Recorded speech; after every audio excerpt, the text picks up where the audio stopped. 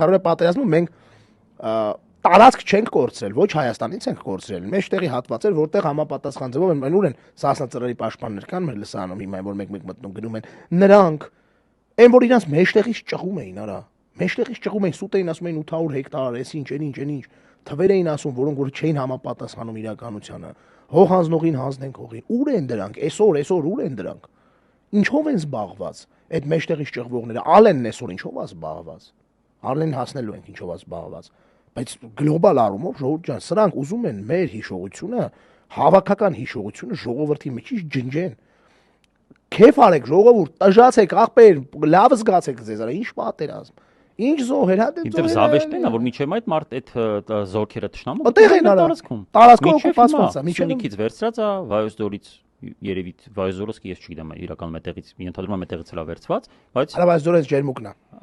Դե ես Սյունիքից գիտեմ որ չեն հեռացել, վստահ եմ էդի, որովհետեւ Սյունիքում ծանոթ են։ Իշխանասարներ, ջերմուկից չեն հեռացել։ Ջուրը այդ ջերմուկը չեն հեռացել։